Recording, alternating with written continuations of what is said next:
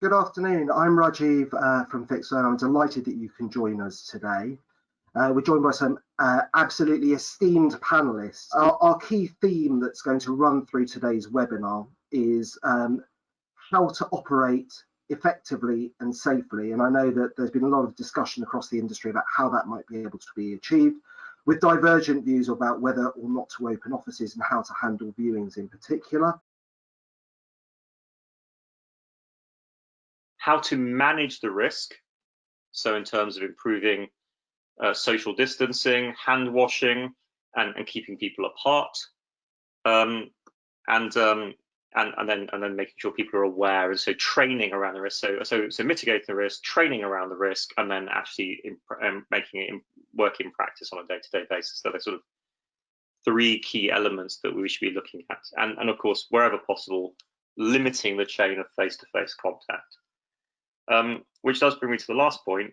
A lot of agents seem to be under the impression that the new rules mean they can open up their offices and go back to work. It's important to bear in mind that the guidance for offices and branches remains along the lines as it's always been, which is that people should work at home wherever possible. So although some agents have opened their doors and said, yep, we're open for business, you do need to bear in mind that wherever possible, people who can work at home should be working at home. Businesses should be making conspicuous effort to enable people to work at home. And this is contrary again to the way people sometimes express things. This is not an all or nothing deal. This is a limited opening up, which allows agents to get back to work to a degree, but it's by no means party time. This is a huge opportunity for the industry to demonstrate that at a time of national crisis, we can be professional, we can be responsible, and we are so important to the sector and to the economy and to the country that we are the first people that have been let out to go back to work. But we have got to do it responsibly. David highlighted a prime example there of, if you don't need your staff in the office, don't bring your staff back to the office. Make sure you've got all the PPE equipment that you need to undertake the tasks before you bring anybody back to the office. Make sure you have done your risk assessment. You've got your branch, your business COVID secure before you start bringing things back. Just because you can doesn't necessarily mean you should. And it is about making sure that certainly for the next few weeks, as we are slowly released from lockdown, that we are putting safety before profit. And yes, we want to go back to work. Everybody wants to go back to work, but we've got to do it safely and we've got to do it responsibly. In every act, particularly for the business owners that are watching, in every decision you are making about how to release your business from lockdown, you've got to put safety first, because if you don't, we're just going to be locked down again, and therefore you're going to be shut down again. So you've got to do this responsibly and show to your clients, show to your staff, show to everybody that this is a responsible industry that can take the leadership role that it's been given.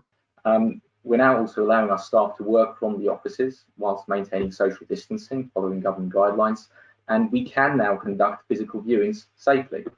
I suppose we've sourced a huge amount of PPE, personal protection equipment, gloves, masks, 5-litre tubs of sanitizers in every office, and marked out walkways showing where people can sit and walk for maintaining social distances.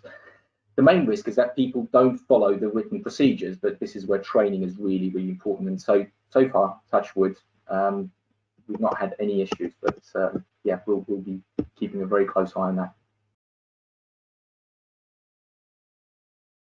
Personal protection equipment is very, very important, and it's still relatively hard to come by, but we're fortunate enough that we've sourced enough of everything, and our subcontractors managed to do the same.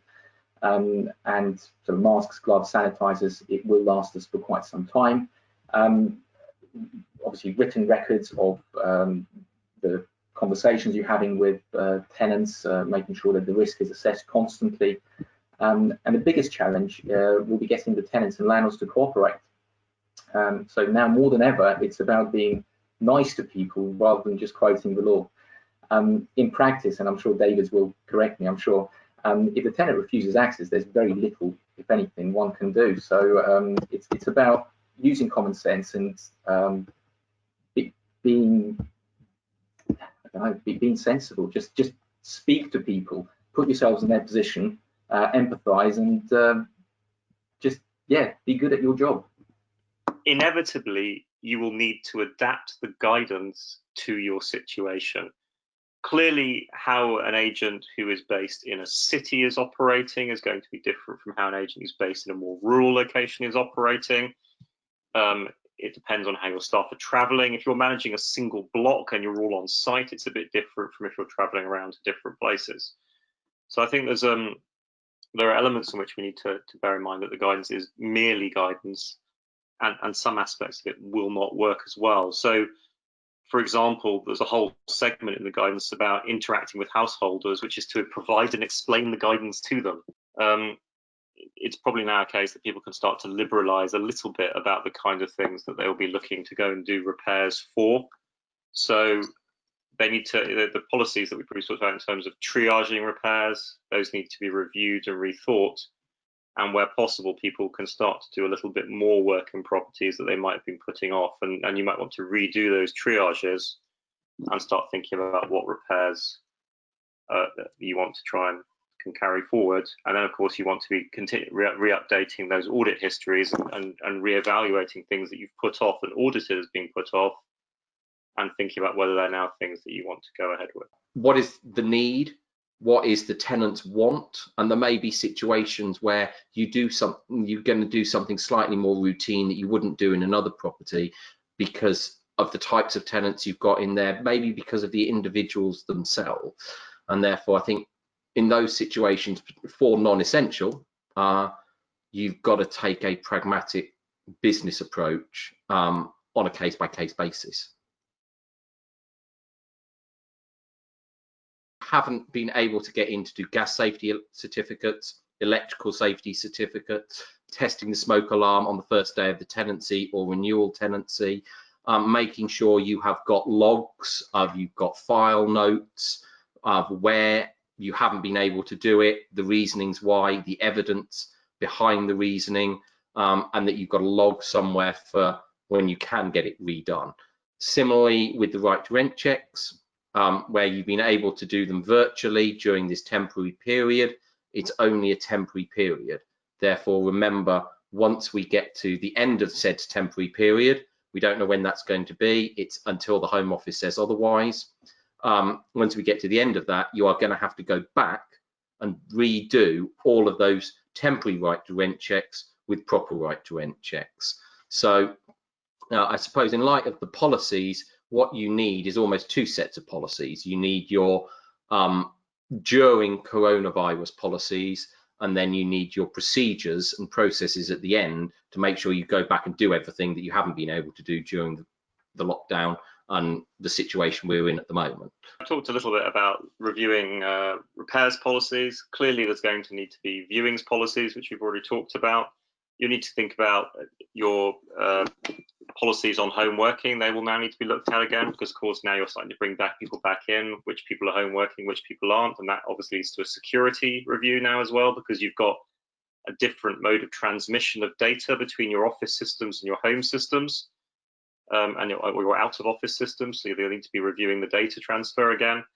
And of course, I talked about this last time. It is important to bear in mind that we are now even more starting to collect health data. Previously, when everyone was locked down and you didn't go anywhere, it probably didn't matter that much whether tenants had symptoms or not, because you weren't going anyway.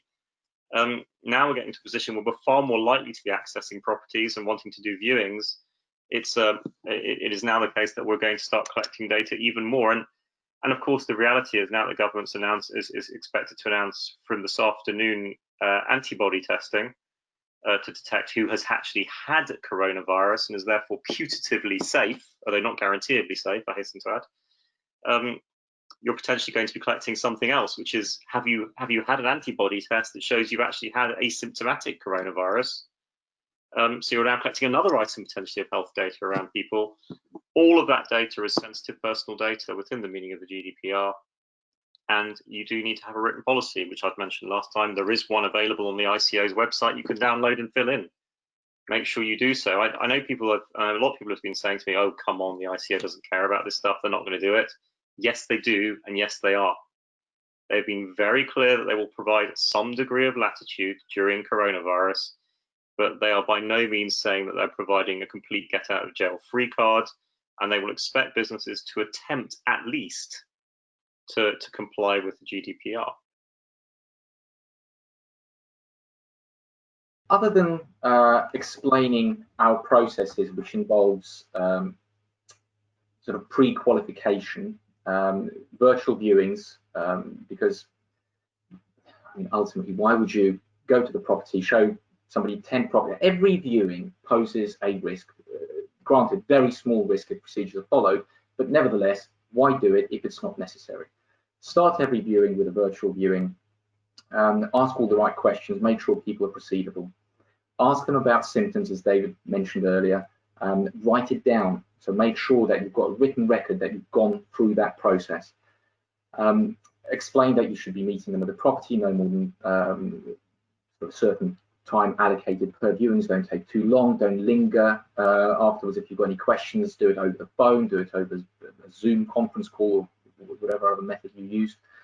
And just explain what is expected of them and what is expected of you. So ask them if they've got personal protection equipment. If they don't, explain that you're able to provide it free of charge. It is disposable. Take all the safety precautions needed as per the government advice, and in some cases more.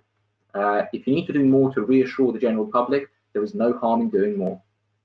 Don't do less, but you can do more. So again, as the theme is, be sensible, follow your processes, ensure that they're not contradicting government guidelines or are doing more than the government is advising you to do, and be clear that if somebody's not prepared to follow those processes, whether it's applicants, clients or staff, that there will be consequences. And for clients and customers, we would not hesitate to ceasing all business activities with them if they're not taking our staff's and customers' health seriously. So that's the main thing. What I have heard from members over the last few days is changing some of their business practices.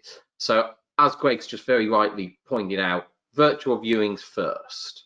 And I know on the letting side, what I've heard back from a number of people over the last few days is that they are actually changing their processes to almost pre-qualify tenants before they will now do that physical viewing.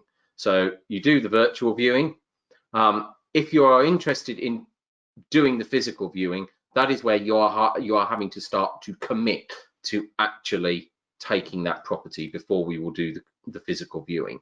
So they are starting to do some of the basic affordability checks, low cost ones. I'm not necessarily talking about going straight onto full referencing, but doing the basic affordability checks so that you know that if you do the physical viewing, they do take it, they are going to actually be able to have the property once you've got through the end of all the other pre-tenancy stuff.